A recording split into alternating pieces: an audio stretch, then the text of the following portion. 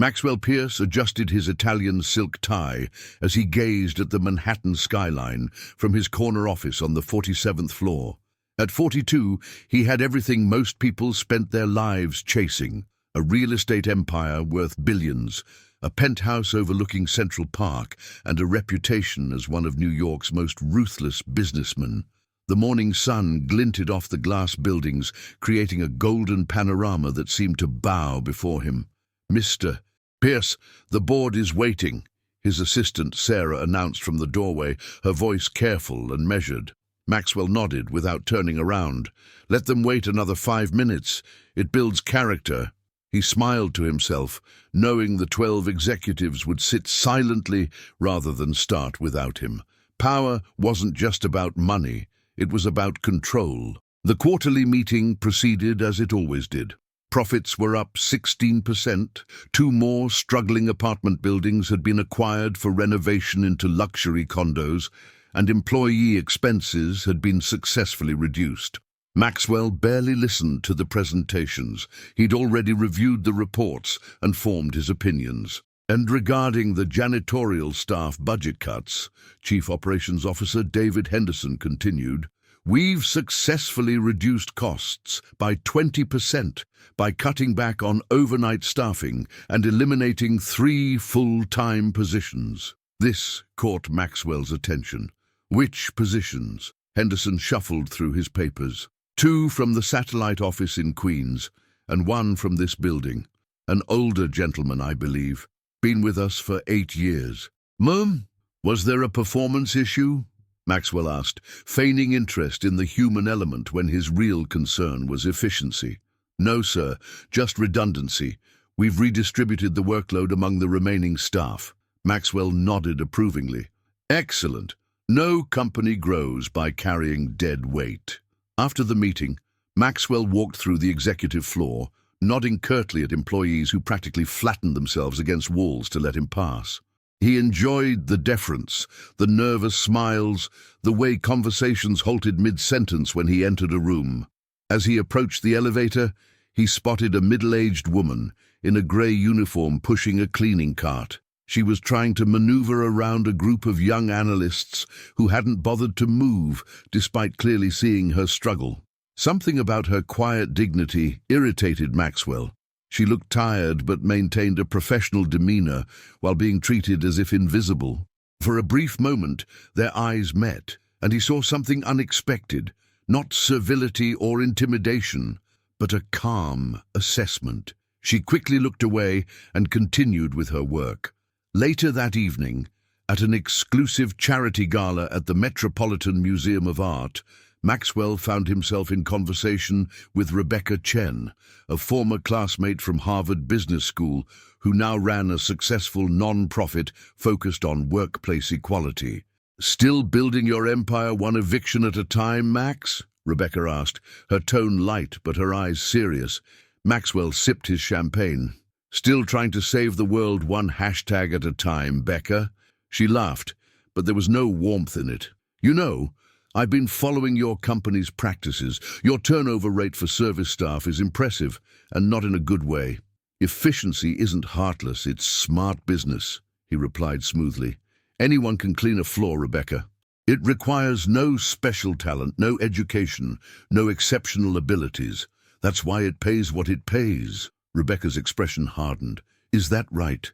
Have you ever actually done it yourself?" Maxwell scoffed. "Of course not.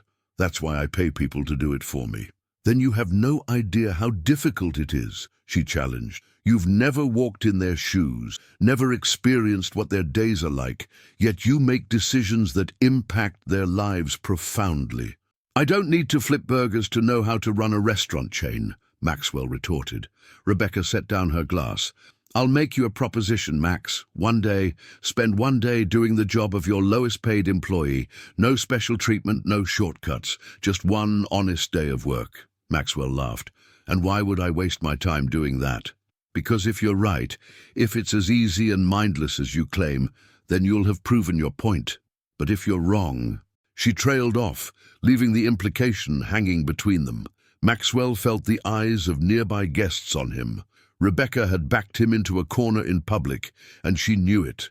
His pride wouldn't let him refuse a challenge so simple, especially when declining would make him appear weak or afraid. "Fine," he said finally, "one day, but when I prove how trivial it is, you'll publicly acknowledge that I was right all along."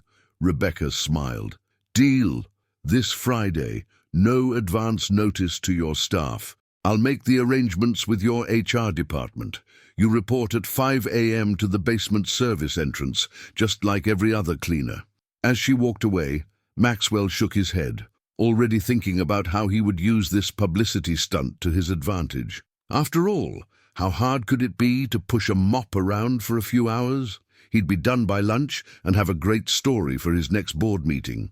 What Maxwell didn't realize as he finished his champagne was that the woman in the grey uniform he'd seen earlier that day was watching him from across the room, where she was working an extra shift, serving drinks to help pay for her daughter's college application fees. The alarm blared at 3:45 a.m., jolting Maxwell from a deep sleep. For a disoriented moment, he thought it was a mistake.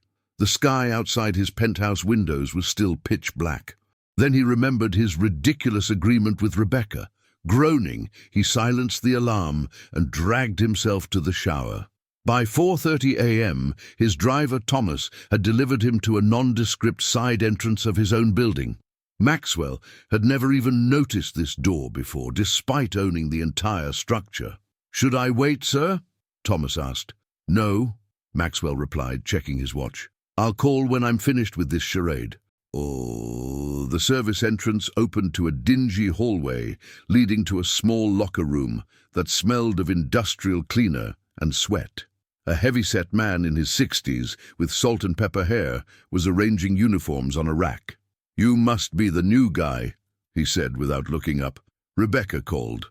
"I'm Frank, supervisor for the morning shift." He finally turned and did a double take, recognition dawning on his weathered face. "Well, I'll be damned." Maxwell extended his hand reflexively. "Maxwell Pierce." Frank ignored the outstretched hand. "I know who you are, Mr. Pierce. We all do." He tossed a grey uniform at Maxwell. "Size large, should fit. Locker 14 is yours for the day. There's a time clock on the wall. Punch in before 5 or it counts as late." Maxwell stared at the uniform in disbelief. "Is there somewhere private to change?" Frank gestured around the small room. "This is it. Welcome to how the other half lives." As Maxwell reluctantly changed, other cleaners began arriving.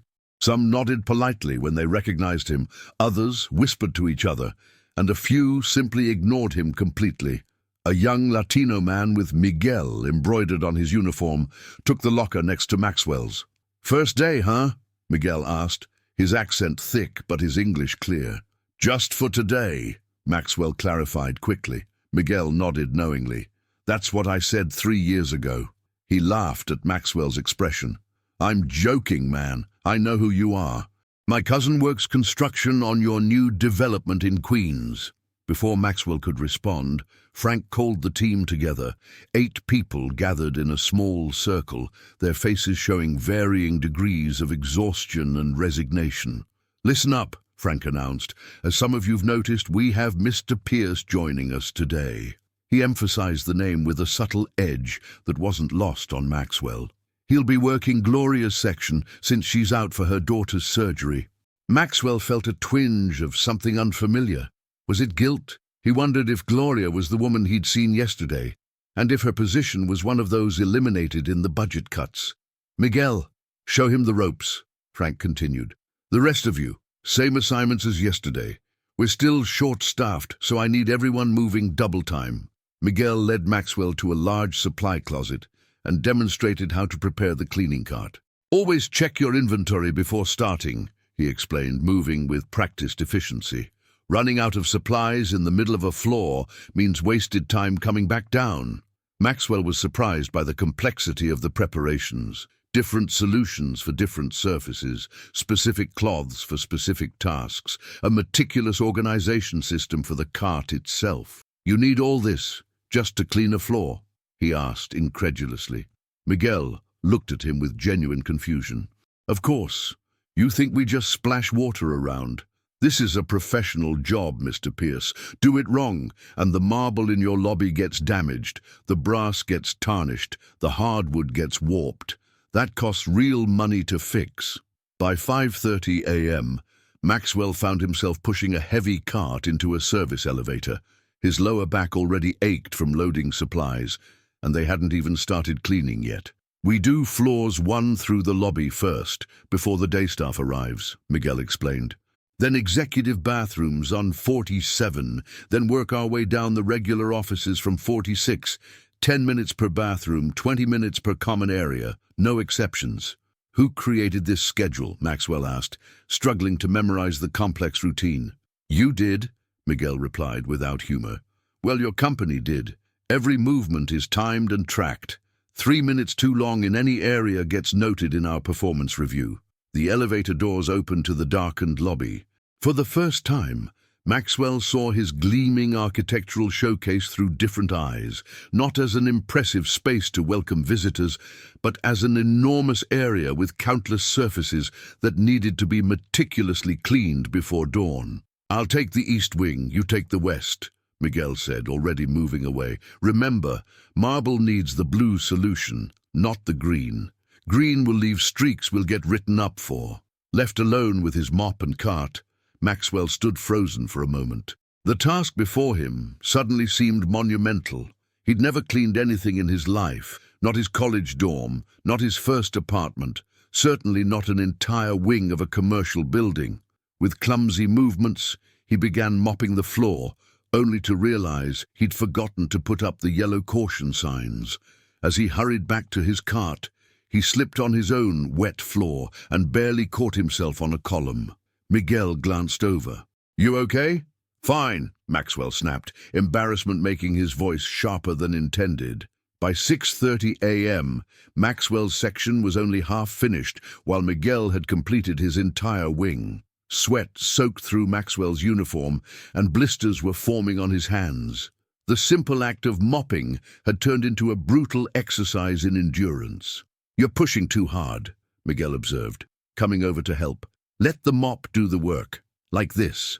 He demonstrated a fluid motion that seemed effortless. Maxwell tried to mimic the technique, but his arms trembled from exertion. "How do you do this every day?" he asked, unable to keep the wonder from his voice. Miguel shrugged. "Same way you do whatever you do. You learn, you adapt, you get stronger. Except I do it for $14.75 an hour while supporting my mother and sister." As the first office workers began trickling into the building around 7 a.m., Maxwell experienced something entirely new: complete invisibility. People he knew, executives he'd hired personally, walked past without a glance. One woman even bumped into his cart, spilling dirty water across the floor he'd just cleaned, and continued walking without acknowledgement or apology. "Shouldn't she—" Maxwell began, gesturing at the mess. "What? Apologize? Help clean up?" Miguel laughed bitterly. "Welcome to being invisible, Mr. Pierce. To them, we don't exist unless something's dirty." By mid-morning, Maxwell's body was in open rebellion. Muscles he didn't know he had screamed in protest with every movement. His manicured hands were raw and blistered, despite the thin gloves Miguel had insisted he wear. His lower back throbbed from hours of bending and lifting, yet somehow the physical discomfort paled in comparison to the psychological impact of the day.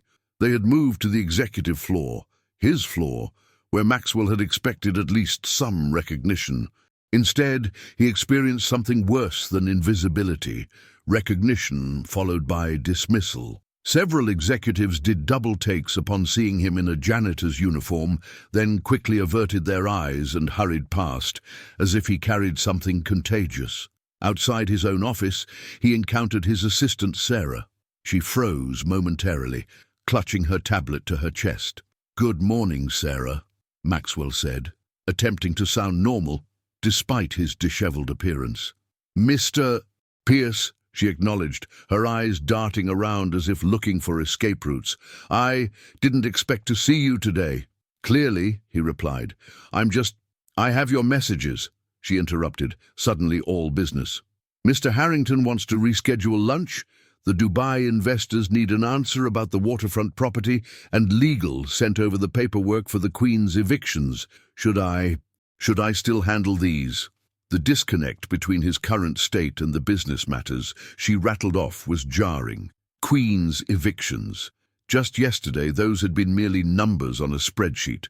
Now, with aching muscles and stained hands, he wondered how many Glorias and Miguels would be affected. "Yes, handle everything as usual," he said finally. "I'll be back in the office tomorrow." Sarah nodded, still looking uncomfortable. "Of course, sir." She hesitated, then added in a whisper, "Is this some kind of undercover boss thing?" The question irritated him. "No, Sarah. It's a learning experience." As she walked away, Maxwell realized she'd never once looked him directly in the eye during their entire exchange. In the executive bathroom, a marble and mahogany shrine to corporate success that he'd personally designed, Maxwell faced the most humiliating task yet. On his knees, scrubbing toilets used by men who made decisions affecting thousands of lives while checking their stock portfolios on their phones. "Careful with that grout," Frank advised, appearing in the doorway. "Last guy who damaged it got fired on the spot."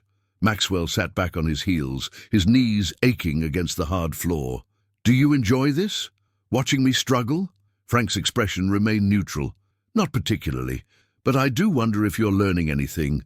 "Like what?" Maxwell challenged, standing up with effort. "That manual labor is hard, that janitors deserve respect?" "I get it. Point made." Frank studied him for a long moment. "You think that's what today is about? A simple lesson in respecting the help?" He shook his head. "You haven't even begun to understand." "Then enlighten me," Maxwell snapped, his patience worn thin by exhaustion and humiliation. "Come to lunch," Frank replied simply. "Noon in the basement break room. Maybe then you'll start to see." The basement break room was nothing like the executive dining area 17 floors above. Instead of mahogany and crystal, there were scratched metal tables and vending machines with expired snacks. The fluorescent lighting cast everyone in a sickly pallor. Maxwell sat awkwardly with his bagged lunch, a sad-looking sandwich he'd purchased from a deli on his way to work. Around him, the cleaning staff chatted in a mix of English, Spanish, and Mandarin. Despite his exhaustion, he found himself drawn to their conversations. Miguel sat with an older woman named Diane, who was showing him photos on a cracked smartphone screen. "My grandson's college acceptance," she explained proudly. "First in our family. Full ride to Cornell." "Engineering, right?" Miguel asked. Diane beamed. "Computer science. Can you believe it?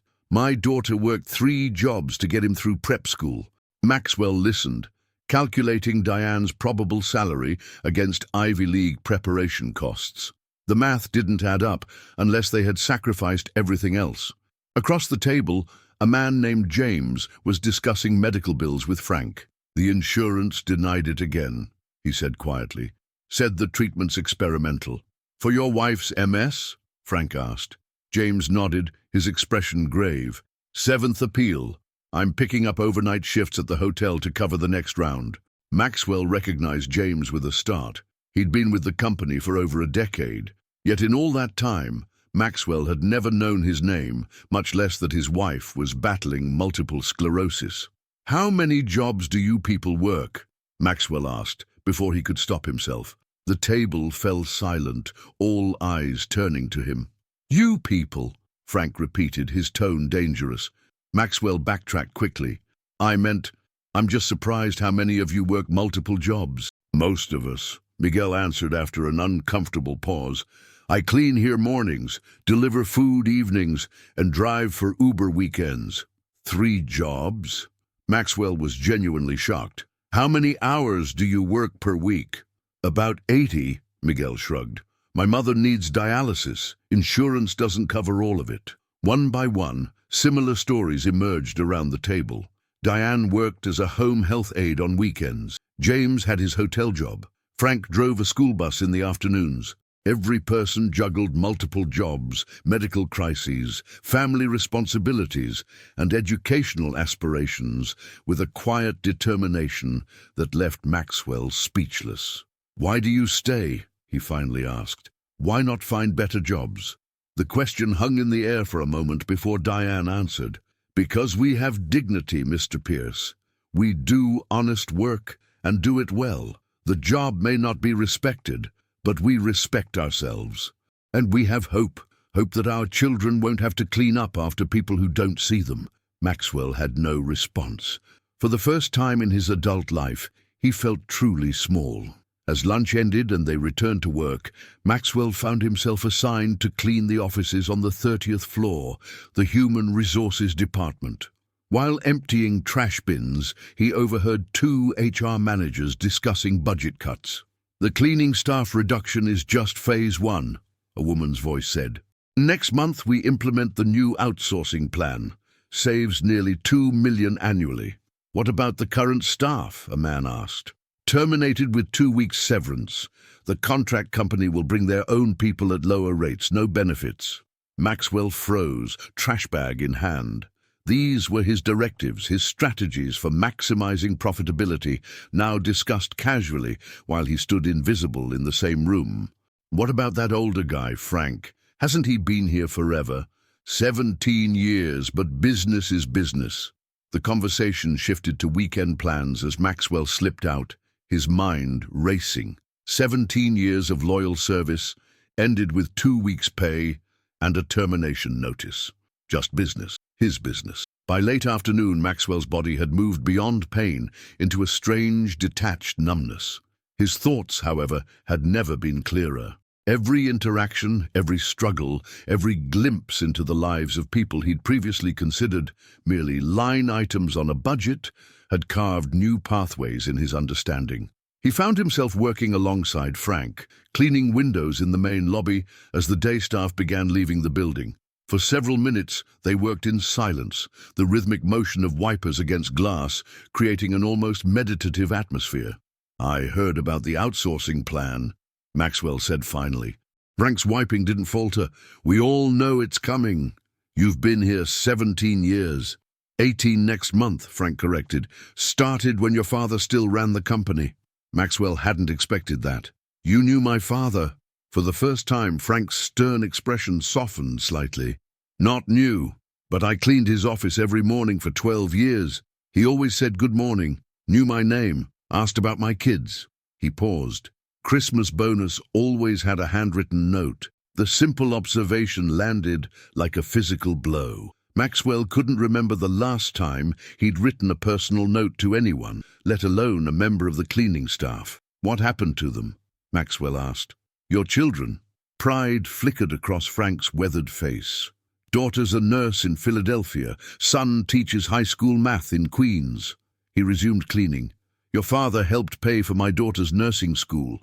Did you know that?" Maxwell shook his head, speechless. "Didn't think so," Frank continued. "He didn't make a big show of it, just quietly set up a scholarship fund for employees' kids. Program got cut about 5 years ago." The timing aligned exactly with when Maxwell had taken over full control of the company after his father's retirement. He'd eliminated dozens of unnecessary expenditures in his first year, never investigating what those line items actually represented. As the evening deepened, Maxwell completed his final task, cleaning the executive conference room where just yesterday he'd approved the very cuts that would eliminate these people's livelihoods. His movements were mechanical, his mind elsewhere. At 6 p.m., he returned to the basement locker room to change. His expensive suit, which had seemed so normal yesterday morning, now felt alien against his skin. His polished leather shoes pinched his swollen feet. Even his watch, a Swiss timepiece worth more than what Miguel earned in 3 months, felt obscenely heavy on his wrist. Frank appeared in the doorway as Maxwell was gathering his things. "You survived," Frank observed. Maxwell nodded, unable to articulate the transformation occurring within him. "Barely. So, what did you learn today, Mr. Pierce? That pushing a mop is harder than it looks?" "I learned that I've been blind," Maxwell answered quietly. "Willfully blind." Frank studied him skeptically. "Pretty words, but tomorrow you'll be back in your corner office making decisions that affect our lives without thinking twice about us." The accusation stung precisely because Maxwell knew how true it would have been just 24 hours ago.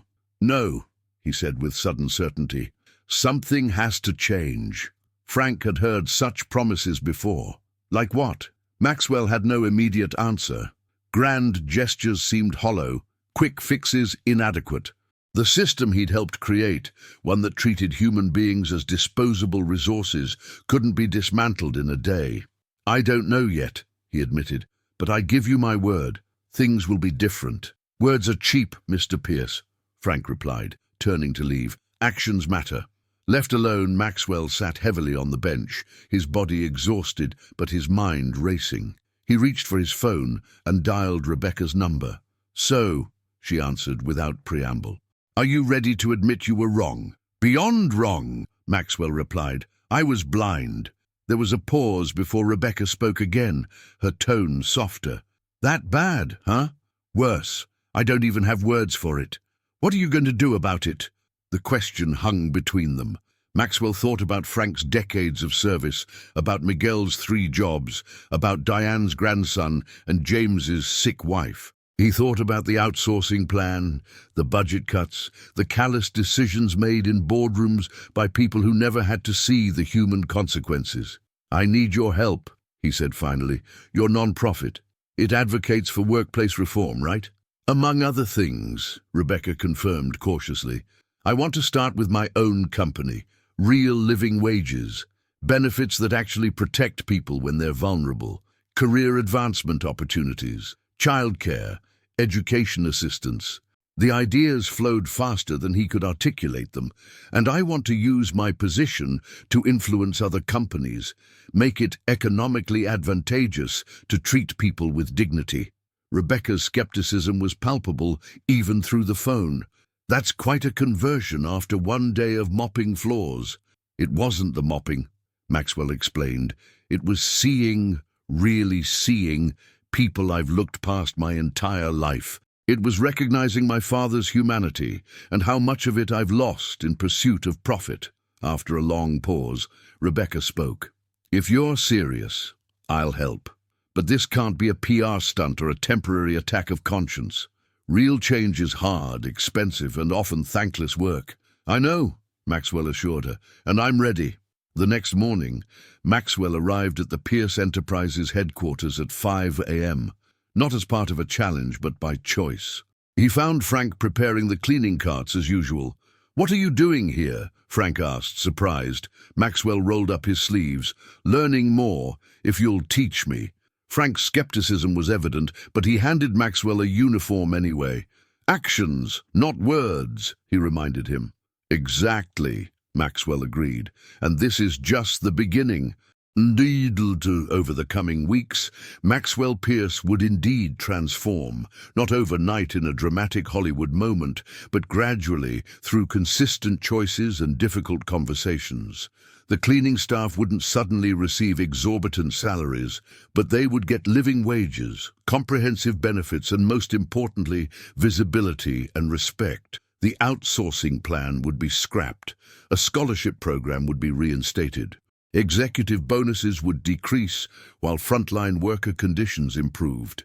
And on random mornings, employees arriving at Pierce Enterprises would sometimes spot the company's CEO in a grey uniform, working alongside the cleaning staff, not as a publicity stunt or a temporary gesture, but as a regular reminder of a lesson hard-learned, that true wealth isn't measured in dollars, but in dignity, and that no person's labor should render them invisible. The once arrogant millionaire who had been left speechless by a day of honest work had found his voice again, not to command or intimidate, but to advocate for those whose voices had gone too long unheard. And on random mornings, employees arriving at Pierce Enterprises would sometimes spot the company's CEO in a grey uniform, working alongside the cleaning staff, not as a publicity stunt or a temporary gesture, but as a regular reminder of a lesson hard learned, that true wealth isn't measured in dollars, but in dignity, and that no person's labor should render them invisible. The once arrogant millionaire, who had been left speechless by a day of honest work, had found his voice again, not to command or intimidate, but to advocate for those whose voices had gone too long unheard. What would you do if you were in Maxwell's position? Would you have reacted differently after walking in someone else's shoes for a day? Share your thoughts in the comments below about what this story meant to you, or any similar experiences you've had that changed your perspective on life. If this story resonated with you, please hit the like button and subscribe to our channel for more powerful stories that explore the human condition. Don't forget to turn on notifications so you never miss our weekly uploads. Thanks for watching, and we'll see you in the next video.